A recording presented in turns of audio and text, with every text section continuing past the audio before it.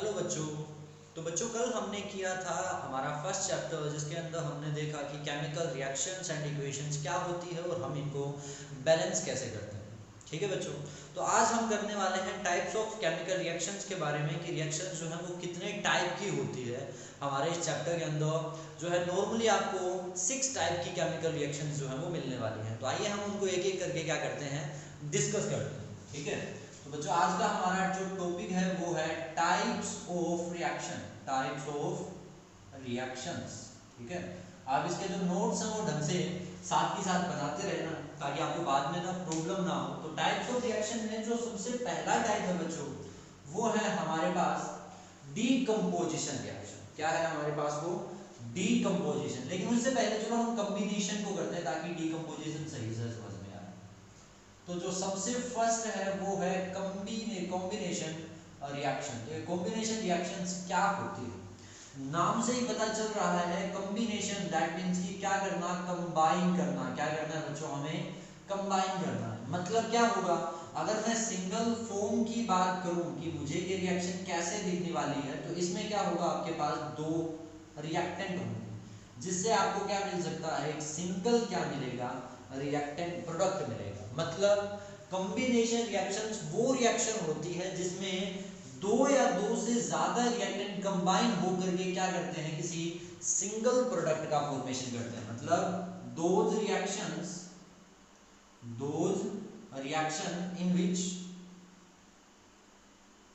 in which two or more than two or more reactants reacts with each other,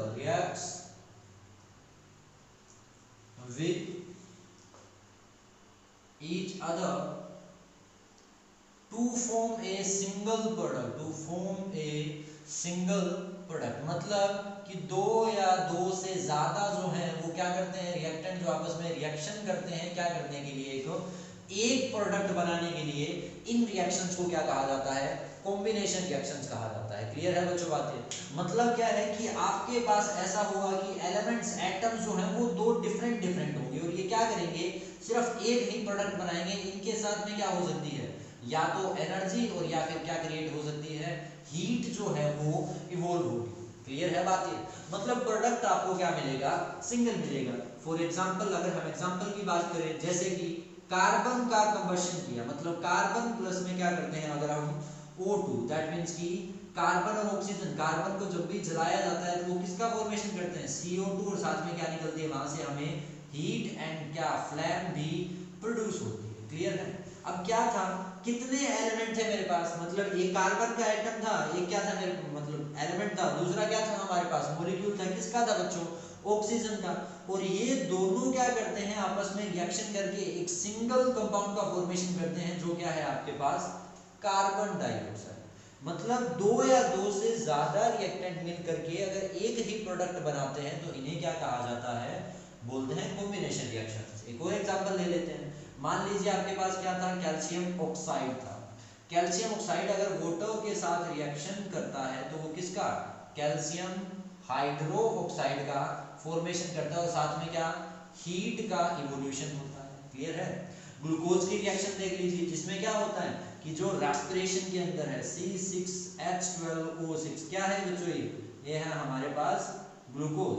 और glucose क्या करता है, oxygen के साथ रिएक्शन करता है। मतलब जो हम खाना खाते हैं, रेस्पिरेशन जो हम करते हैं वो क्या है, ऑक्सीजन के साथ रिएक्शन करता है और किसका, कार्बन डाइऑक्साइड का फॉर्मेशन करता है और साथ में क्या बनाता है, H2O। और उसके साथ किसका फॉर्मेशन होता है, एनर्जी का। ये वो एनर्जी होती है जो हम क्या करते हैं, यूज करते हैं सर्वाइव करने के लिए, जिंदा रहने के लिए, है ना। क्योंकि हमें भी तो जिंदा रहने के लिए किसकी जरूरत है, ऑक्सीजन की, सॉरी एनर्जी की। ठीक है। और बेटा इसको कहा जाता है रेस्पिरेशन। कौन सी प्रोसेस बोलते हैं इसको, रेस्पिरेशन। ठीक है ना, रेस्पिरेशन की प्रोसेस इसको कहा जाता है। समटाइम ऐसा होता है कि बोल दिया जाता है सांस लेना जो है वो रेस्पिरेशन है, ऐसा नहीं है। रेस्पिरेशन का मतलब है जो ग्लूकोज हमने स्टोर किया है, जो ग्लूकोज हमने ले रखा है, ऑक्सीजन उसके साथ रिएक्शन करके क्या बनाए, किसका फॉर्मेशन करे, एनर्जी का, साथ में कार्बन डाइऑक्साइड और क्या बनाए, H2O बनाए। ठीक है ना, उसे रेस्पिरेशन बोलते हैं। क्लियर है बात ये। अगर बैलेंस करोगे तो ये बैलेंस हो जाएगी हमारे पास। ठीक है बच्चों। तो ये जितनी भी रिएक्शन हमने लिखी है, आपने देखा कि इन सभी रिएक्शंस में दो दो रिएक्टेंट हैं जो क्या कर रहे हैं, एक सिंगल प्रोडक्ट का क्या कर रहे थे, फॉर्मेशन कर रहे थे। लेकिन इस रिएक्शन में, तो इसको हम ना यहाँ नहीं करते, एक बार इसको हम बाद में लिखते हैं ग्लूकोज वाले रिएक्शन को। जैसे ये था हमारे पास कार्बन का एक था एग्जांपल, और एक किसका ले रखा था हमने, कैल्शियम ऑक्साइड का ले रखा था। एक आध एग्जांपल और ले लीजिए आप, जैसे कि मान लीजिए वाटर का फॉर्मेशन करना है, H2 प्लस में क्या है O2, ये हमने दो मॉलिक्यूल ले लिए H2 के, जो क्या करते हैं, दो मॉलिक्यूल बनाते हैं किसके, H2O के। मतलब प्रोडक्ट एक ही है, दो नहीं है। ऐसा मत समझना कि ये दो है, दो तो मोल्स बने, ठीक है ना बच्चों, दो तो मोल्स है। मतलब दो रिएक्टेंट ने मिलकर के एक टाइप का, एक सिंगल टाइप का क्या बनाया, प्रोडक्ट बनाया। ऐसे ही सभी रिएक्शंस को क्या कहा जाता है, कॉम्बिनेशन रिएक्शन बोलते हैं। क्लियर है? तो देखिए चलिए आगे। तो अगली जो रिएक्शन है हमारे पास वो है एक्सोथर्मिक रिएक्शंस। क्या है, एक्सोथर्मिक। कॉम्बिनेशन रिएक्शन समझ में आया ना बच्चों, कि जब भी क्या होते हैं, दो रिएक्टेंट कंबाइन होते हैं और एक सिंगल प्रोडक्ट बनाते हैं, ऐसी सभी को रिएक्शंस को क्या कहा जाता है, कॉम्बिनेशन रिएक्शंस कहा जाता है। बहुत सारे एग्जांपल मिलेंगे। तो जो सेकंड टाइप है हमारे पास रिएक्शंस का, वो क्या है, एक्सोथर्मिक रिएक्शन। Exothermic reactions. इस एक्सोथर्मिक का, थर्म का मतलब मैंने कल बताया कि वो क्या था, हीट। थर्म का मतलब क्या होता है बच्चों, हीट होता है। एक्सोथर्मिक का मतलब क्या होता है, जो सिस्टम से हीट को क्या करता है, एग्जिट करता है। क्लियर? मतलब क्या है, हमने कुछ ऐसा किया कि एक रिएक्टेंट को लिया, उसके अंदर एक दूसरा रिएक्टेंट डाल दिया और देखा कि वो सिस्टम जो है, मतलब इसको सिस्टम कहा मैंने, पूरे को क्या बोला, जो एक रिएक्टेंट मैंने इसमें ए टाइप का ले रखा था, इसमें बी और ऐड कर दिया, ये पूरा क्या बन गया बच्चों, एक सिस्टम बन गया। ठीक है ना? और ऐसा हुआ कि सिस्टम से हीट बाहर निकल रही है, मतलब बाहर थोड़ी थोड़ी क्या क्रिएट हो रही है, गर्मी, हीट क्रिएट हो रही है बाहर से। इसका जो टेम्परेचर है वो क्या हो रहा है, इंक्रीज हो रहा है। क्या हुआ, हमने दो केमिकल रिएक्ट करने वाले केमिकल्स लिए, केमिकली रिएक्ट करने वाले, और जब उन्होंने रिएक्शन की तो क्या निकाला, हीट को निकाला साथ में। ठीक है ना? हीट या एनर्जी का जो क्या करते हैं, लिबरेशन करते हैं, साथ में क्या बनता है, प्रोडक्ट भी बनता है। ऐसी रिएक्शंस को क्या कहा जाता है, एक्सोथर्मिक। कैसे याद रखोगे, एक्सो, एग्जिट, एग्जिट का मतलब क्या होता है, बाहर, हीट बाहर, मतलब जो हीट को एग्जिट करते हैं, बाहर निकालते हैं, उनको क्या कहा जाता है, exothermic reaction. That means those reactions, those reactions which evolve, evolve का मतलब बाहर निकालते हैं, which evolve heat और एनर्जी, जो क्या करते हैं, हीट और एनर्जी का इवोल्यूशन करते हैं, with formation of product, with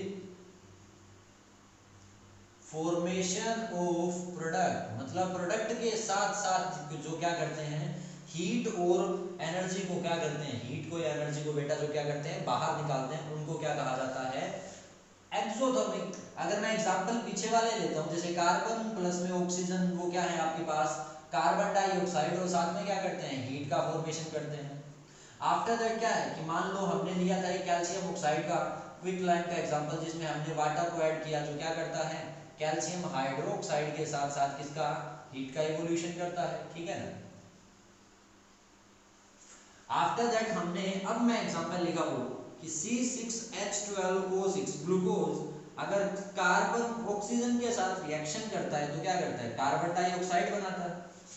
साथ में क्या करता है, इसके साथ में क्रिएट करेगा क्या, 6 मॉलिक्यूल्स आपको किसके मिलेंगे, वाटर के, और साथ में क्या मिलती है आपको, खुद को एनर्जी मिलती है। ठीक है ना? और ये कौन सी प्रोसेस है, रेस्पिरेशन। कौन सी है बच्चों, ये रेस्पिरेशन है। रेस्पिरेशन का मतलब सांस लेना नहीं होता, ठीक है ना, वो ब्रीथिंग होता है। ये रेस्पिरेशन है, मतलब ग्लूकोज ऑक्सीजन की हेल्प से क्या करता है, एनर्जी बनाता है हमारे अंदर। ठीक है ना बच्चों? अब ध्यान दो एक चीज, ये वही दो रिएक्शन है जो मैंने कॉम्बिनेशन में की थी, मतलब ये रिएक्शन क्या है, कॉम्बिनेशन रिएक्शन। लेकिन मैंने देखा कि इन दोनों के साथ में क्या निकलती है, हीट निकलती है। इसका मतलब ये साथ के साथ क्या है, एक्सोथर्मिक रिएक्शन भी है। ठीक है ना? लेकिन मैं नीचे वाली रिएक्शन पे भी आया, मैंने देखा कि वहां पर दो रिएक्टेंट मिल करके कितने प्रोडक्ट बनाते हैं, दो प्रोडक्ट और साथ में क्या एनर्जी बनाते हैं। एज एनर्जी निकला, इसलिए ये रिएक्शन क्या बन गया, एक्सोथर्मिक बन गया। क्लियर। लेकिन ये वाली रिएक्शन कॉम्बिनेशन रिएक्शन नहीं है, क्योंकि प्रोडक्ट कितने बने हमारे पास, दो बने हैं। अगर एक सिंगल प्रोडक्ट बनता तो हम इसे क्या कहते, कॉम्बिनेशन रिएक्शन बोलते, लेकिन प्रोडक्ट तो दो बने।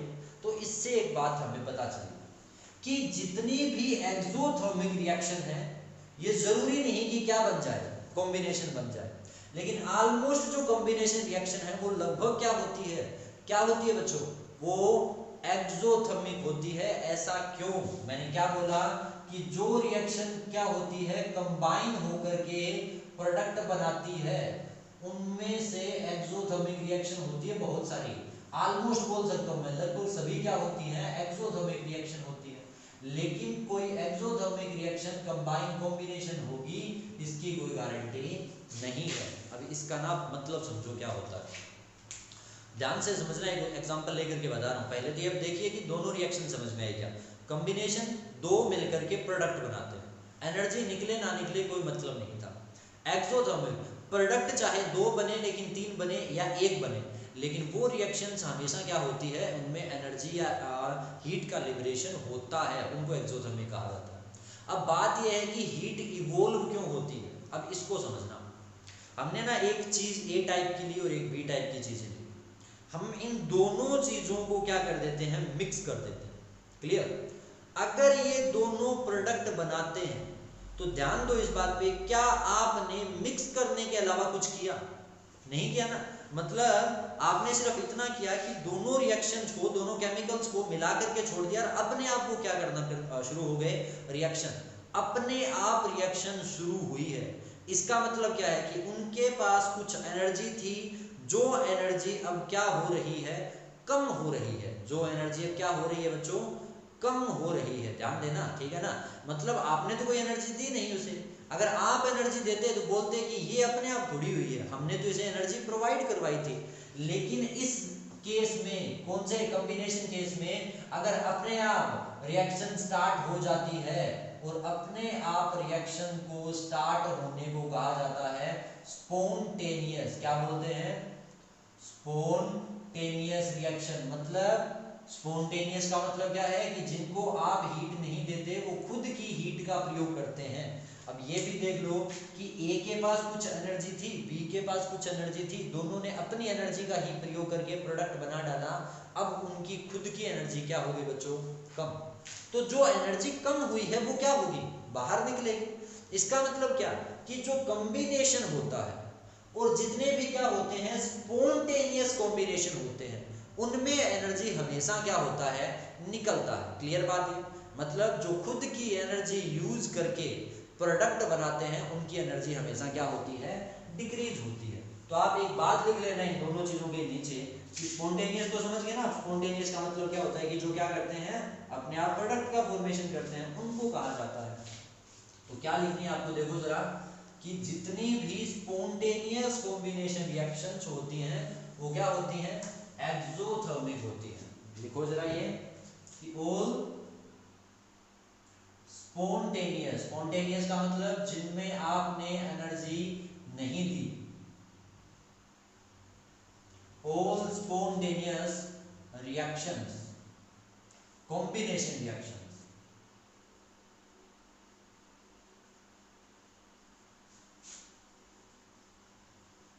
Are exothermic. क्या होती है बच्चों, वो एक्सोथर्मिक होती है। इसका मतलब जो अपने आप होती है, उनमें से हीट जो है वो क्या होती है, रिलीज होती है। फॉर एग्जांपल, आप जब खाना खाते हो, ग्लूकोज आप में होता है, एट दैट टाइम वो मतलब कार्बोहाइड्रेट से ग्लूकोज बनता है। वो ग्लूकोज जो है, आप ऐसा थोड़ी बोलते हो कि जा भाई ऑक्सीजन, मैं तेरे को एनर्जी देता हूँ, जाकर के ग्लूकोज के साथ रिएक्शन कर। हम क्या करते हैं, रेस्पायर करते हैं, ब्रीथ करते हैं, ऑक्सीजन अंदर जाता है और अपने आप क्या कर लेता है, वो एनर्जी को क्रिएट कर लेता है।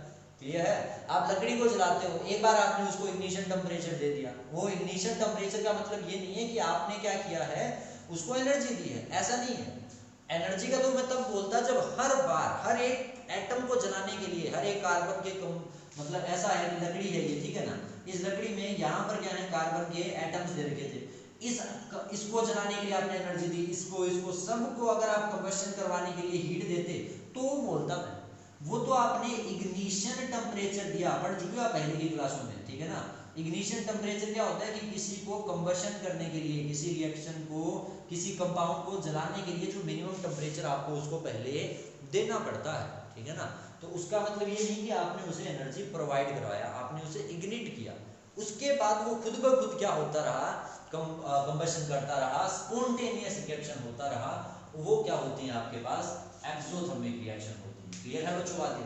तो ये समझ गए होंगे आपकी एक्सोथर्मिक रिएक्शन और ये दोनों जो चीजें हैं क्या है। कुछ और एग्जांपल भी ले सकते हो, जैसे कि मान लीजिए आपने क्या किया, मीथेन गैस का कंबशन किया, मीथेन गैस को जलाया है ऑक्सीजन की प्रेजेंस में, क्या करेगा बच्चों, ये कार्बन डाइऑक्साइड और साथ में क्या बनाएगा, H2, और उसके साथ क्या निकलेगी, हीट भी निकलेगी, और साथ में फ्लैम मतलब जिसको लो या लपट बोलते हैं, है ना हमारी भाषा में, वो भी क्या होती है, क्रिएट होती है। मतलब मीथेन गैस ऑक्सीजन के साथ रिएक्शन करके कार्बन डाइऑक्साइड एंड क्या बनाता है, H2 और साथ में हीट। तो ये जितने भी एग्जांपल हमने किए हैं ये किसके थे, कॉम्बिनेशन इसके एक्सोथर्मिक रिएक्शन के।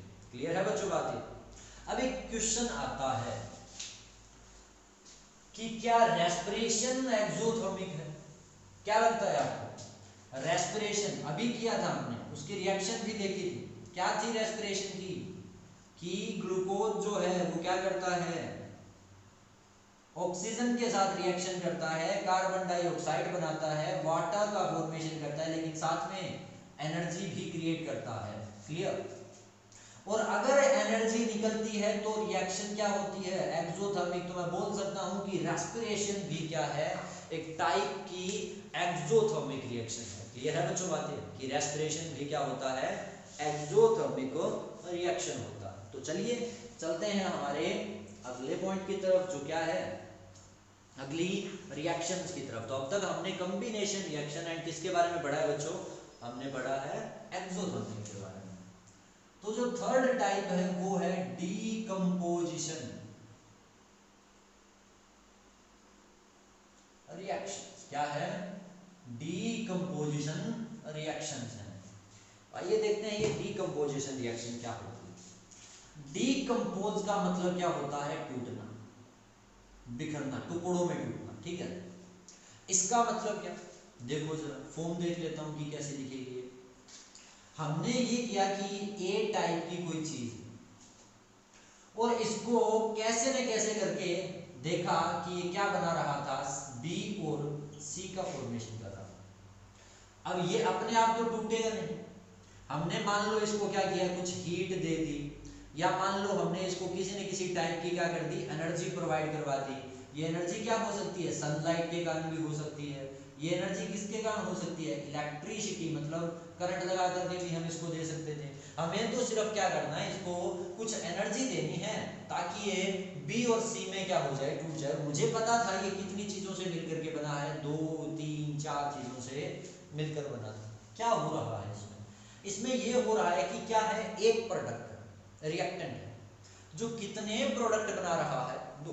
क्लियर? मतलब डीकंपोज हो गया, टूट गया। कितने प्रोडक्ट्स में टूट गया, 2 प्रोडक्ट्स में। तो इसका मतलब क्या है कि ऐसी रिएक्शन जो सिंगल रिएक्टेंट से 2 या 2 से ज्यादा क्या बनाए, प्रोडक्ट बनाए, उन्हें क्या कहा जाता है, डीकंपोजिशन रिएक्शंस कहा जाता है। तो लिखिए डीकंपोजिशन रिएक्शन क्या होती है।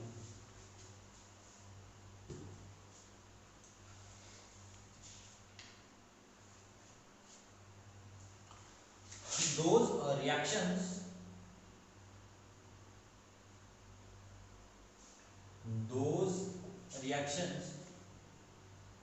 in which a single reactant की एक रिएक्टेंट जो है is decomposed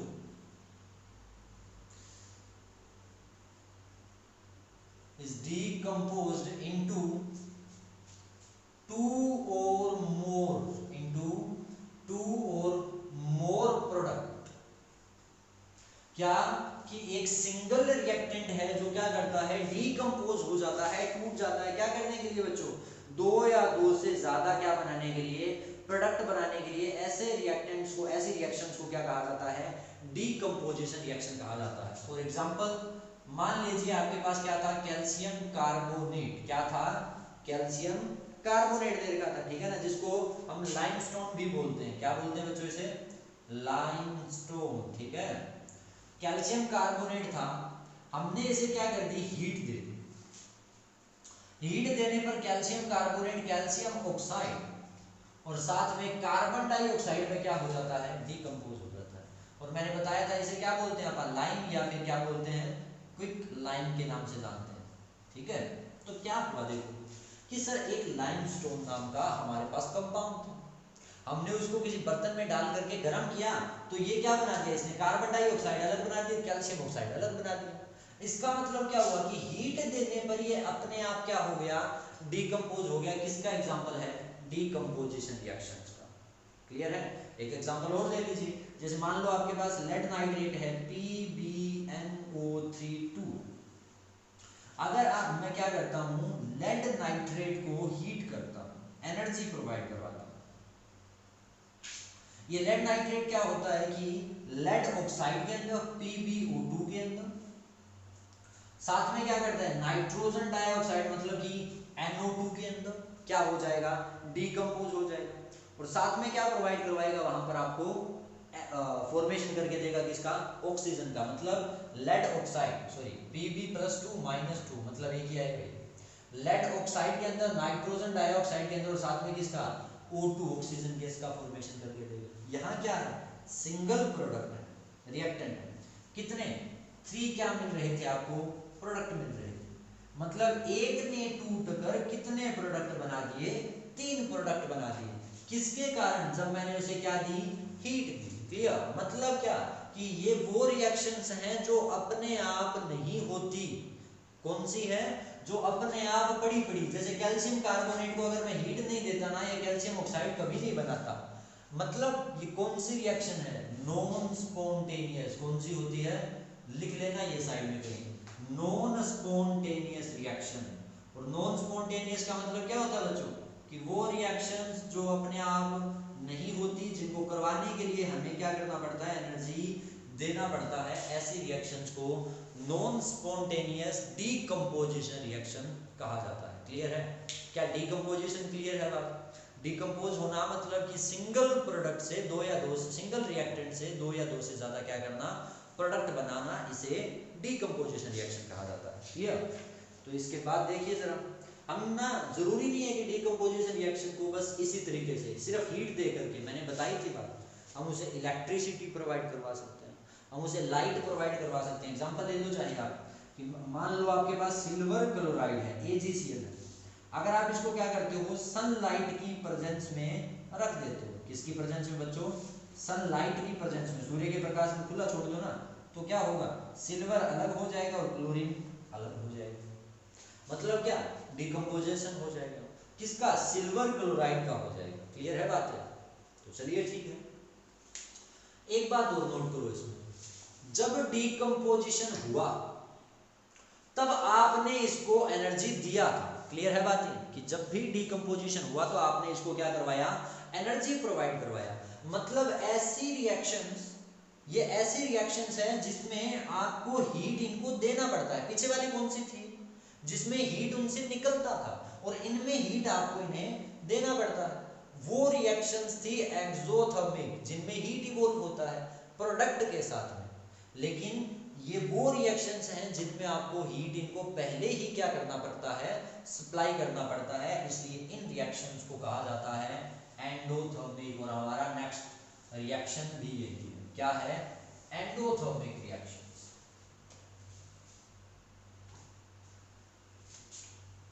तो फोर्थ है टाइम बच्चों, ये एंडोथर्मिक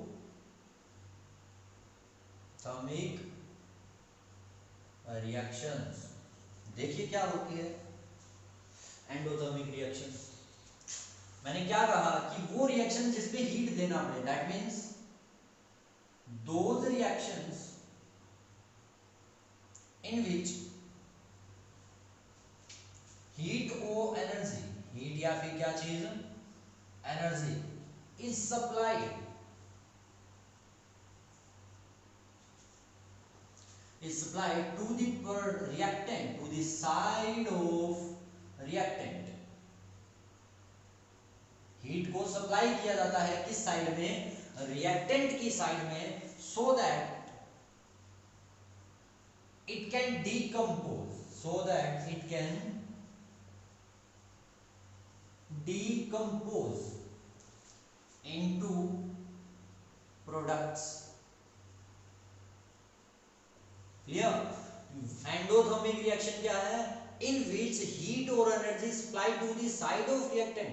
मतलब मुझे क्या होता है करना कि रिएक्टेंट की साइड में क्या करना पड़ता है, एनर्जी को सप्लाई करना पड़ता है, ठीक है ना। रिएक्टेंट की साइड में हम क्या करते हैं, एनर्जी को सप्लाई करते हैं। ऐसी सभी रिएक्शंस को क्या कहा जाता है, एंडोथर्मिक रिएक्शंस कहा जाता है।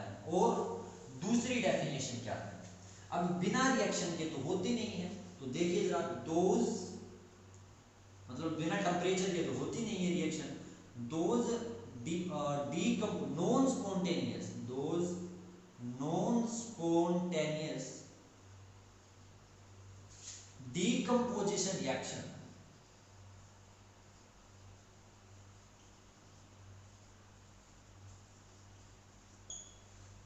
those non-spontaneous decomposition reactions which require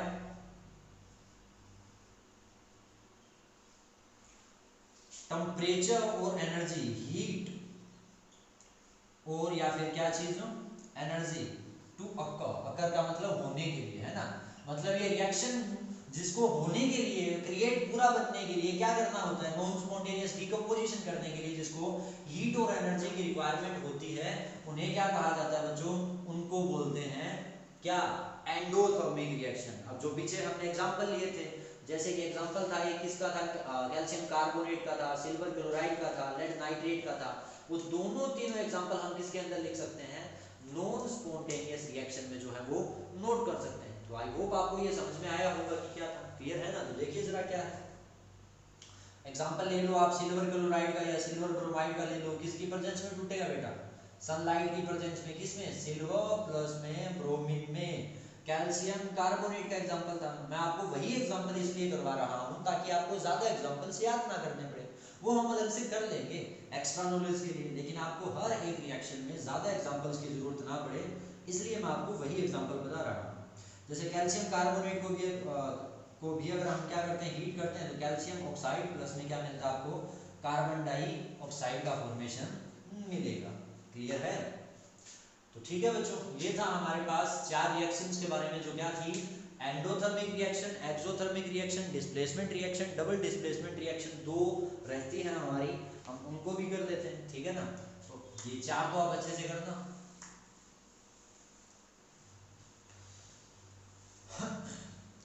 तो जो नेक्स्ट टाइप है बच्चों हमारे पास, वो है डिस्प्लेसमेंट रिएक्शन। अब ये क्या है, 5th टाइप है।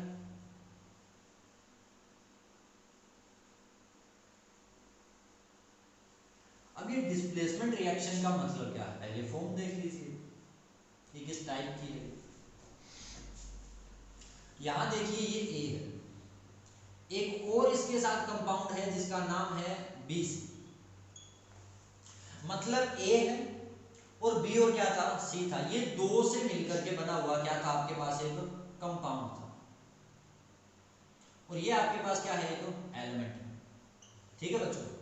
ए टाइप का एलिमेंट है, बी सी के साथ में हमने क्या करवा दी, उसकी रिएक्शन करवा दी, और ऐसा कुछ देखने को मिला कि बी तो हो गया अलग, मतलब बी का तो क्या मिल गया आपको, एलिमेंट, और उसने ए ने किसके साथ कंपाउंड बना लिया, सी के साथ अगर कंपाउंड का फॉर्मेशन कर लिया, तो क्या देखने को मिला कि ए ने बी सी से बी को हटा दिया, मतलब ए ने बी सी से बी को डिस्प्लेस करके उसकी जगह कुछ किसने ले ली, खुद ने ले ली। क्लियर हुई बात ये, अर्थात कि अगर कोई एक एलिमेंट किसी कंपाउंड से उसके एक दूसरे एलिमेंट को डिस्प्लेस कर देता है और खुद उसकी जगह क्या कर लेता है, कंपाउंड बना लेता है, तो ऐसी रिएक्शंस को क्या कहा जाता है, डिस्प्लेसमेंट रिएक्शन बोलते हैं। कंडीशन, अगर ये ज्यादा जोरदार हुआ ना इससे, ए से, तो ये नहीं कर पाएगा, दैट मीन्स कि ए जो है वो ज्यादा रिएक्टिव होना चाहिए किससे, बी से, तो रिएक्शन होगी, अनटिल ये रिएक्शन नहीं होगी। क्लियर है? तो देखिए जरा कौन सी रिएक्शन है, those reactions in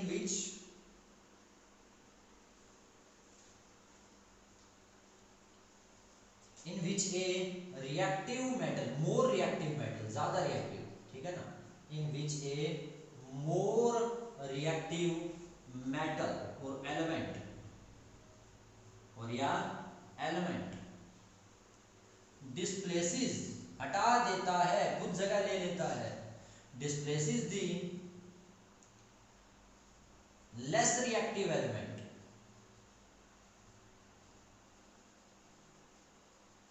less reactive element from compound।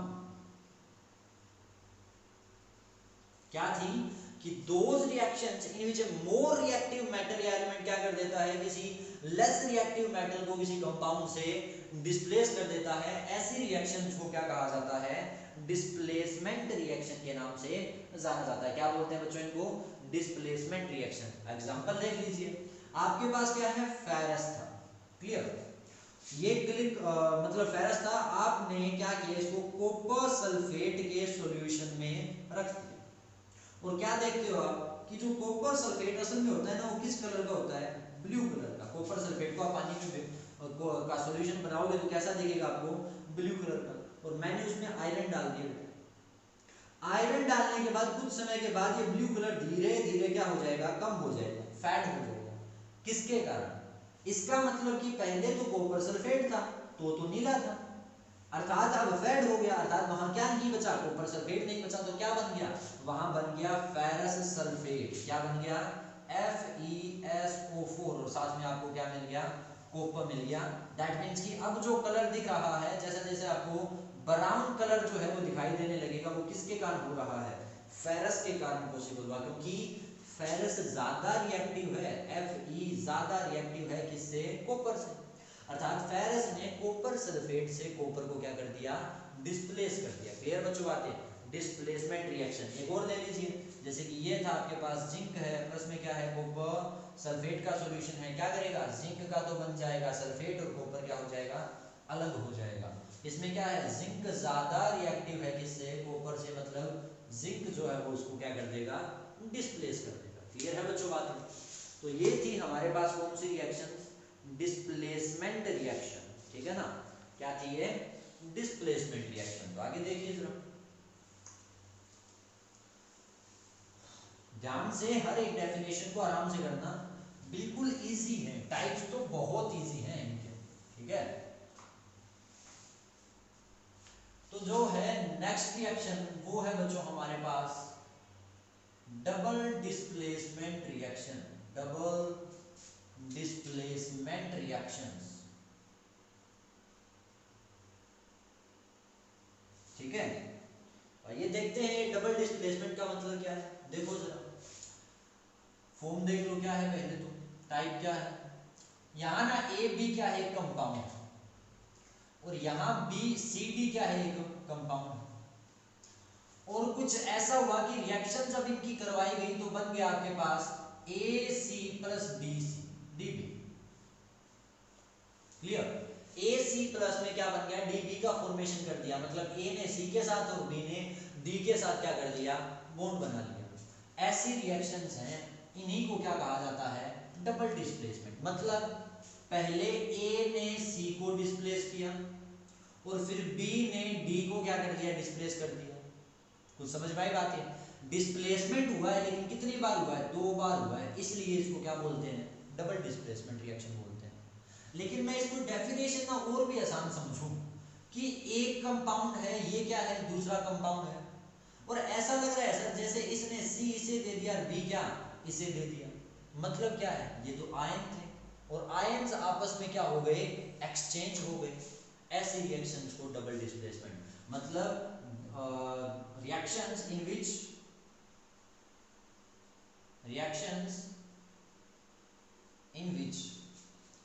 there is exchange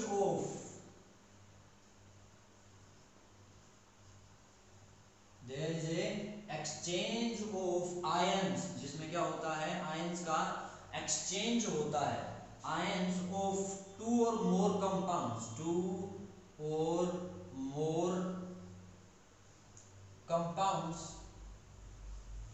form new compounds या new to form new compounds कि नए कंपाउंड्स बनाने के लिए किन्हीं दो या दो से ज्यादा कंपाउंड्स के आयंस के बीच में अगर क्या होता है एक्सचेंज हो जाता है, मतलब आयंस एक के आयन दूसरे के पास, दूसरे के आयन पहले के पास चले जाते हैं, तो इसे क्या कहा जाता है, डबल डिस्प्लेसमेंट रिएक्शन के नाम से जानते हैं। क्लियर है बच्चों बातें? फॉर एग्जांपल मान लीजिए आपके पास था यहाँ पे सोडियम का सल्फेट, एक चीज और आएगी इसमें वो भी देख लेना, Na2SO4 सोडियम सल्फेट। आपने इसकी रिएक्शन करवाई बैरियम क्लोराइड के साथ, ठीक है बच्चों, और आपको क्या मिलेगा, बैरियम का तो मिलेगा सल्फेट और सोडियम का क्या होगा, क्लोराइड। ध्यान दो, सोडियम ने क्लोरीन के साथ, बैरियम ने सल्फेट के साथ, यहां से आपको मिला Na पॉजिटिव, यहां से आपको मिला SO4 2 नेगेटिव, यहां पर मिला Ba2 पॉजिटिव, यहां पे मिला Cl नेगेटिव। इसने अपना आयन इसे दे दिया, इसे अपना आयन इसे दे दिया, मतलब आयंस का क्या हो गया, क्या हो गया, एक्सचेंज हो गया। आयंस का क्या हो गया, एक्सचेंज हो गया दोनों कंपाउंड्स के बीच में, और नए क्या बन गए, कंपाउंड्स बन गए। ऐसी रिएक्शंस क्या कहलाती है, डबल डिस्प्लेसमेंट रिएक्शन कहलाती है। क्लियर है? ठीक है ना? तो चलिए अब इसमें ना एक चीज और नोट करो आप, जो बैरियम सल्फेट है ना बच्चों, ये होता है इनसोल्यूबल। क्या होता है, इनसोल्यूबल, मतलब अघुलनशील, घुलता नहीं है।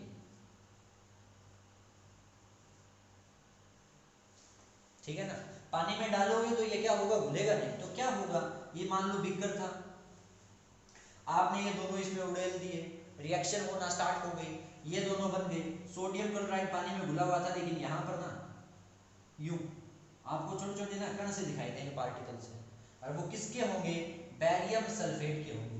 कारण क्योंकि ये सॉलिड फॉर्म है और ये क्या होगा, इनसोल्यूबल होता है, घुलता नहीं है।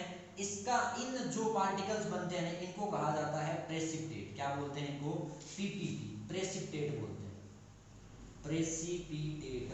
ठीक है ना बच्चों? जैसे कि मान लो आपने क्या करवाई, किसी टेस्ट ट्यूब के अंदर कोई रिएक्शन करवाई, और साइड में टेस्ट ट्यूब के आपको ना कई बार व्हाइट कलर के क्या होते हैं, कुछ चीजें जो है वो जमा दिखाई देती है, वो असल में क्या होते हैं, वो प्रेसिपिटेट ही होते हैं, वो पीपीटीज ही होते हैं। क्लियर है ना? तो ऐसे रिएक्शन जिनमें प्रेसिपिटेट बनते हैं उन्हें क्या बोलते हैं, प्रेसिपिटेशन। आसान सी है बात, ये देख लेना खुद ही आप। Those reaction in which precipitates are formed are known as precipitation reactions। Clear है बच्चों बातें? क्या बोलते हैं इनको, प्रेसिपिटेशन रिएक्शंस। क्लियर? तो बच्चों ये थे हमारे पास टाइप, 6 टाइप है, 10 एक एग्जांपल हमें याद करने हैं मैक्सिमम, और इतने में पूरे जो टाइप हैं वो हमारे क्या हो जाएंगे, क्लियर हो जाएंगे। ठीक है ना? अब हमारा बचता है बच्चों या तो corrosion, rancidity and oxidation and reduction. 4 चीजें बचती हैं। ऑक्सीडेशन एंड रिडक्शन मैं चाहता हूँ कि उस पर थोड़ा टाइम लगाया जाए आपके लिए, इसलिए उसको हम कल करेंगे, और कल जो है वो हमारा ये चैप्टर जो है वो कंप्लीट हो जाएगा। ठीक है बच्चों? तो अब तक आपने किया है कि इक्वेशंस क्या होती हैं, उसके बाद हमने पढ़ा रिएक्शंस के बारे में, और किसके बारे में, रिएक्शंस में दो वीडियो मैंने पहले बेसिक फॉर्म्स के लिए बनाई थी। आफ्टर दैट आज हमने जो है वो क्या किए हैं, केमिकल रिएक्शंस के टाइप्स के हैं। तो चलिए बाकी का काम करते हैं हम हमारी कल की वीडियो के अंदर। आज आप बस इतना करना। चलिए, थैंक यू बच्चों।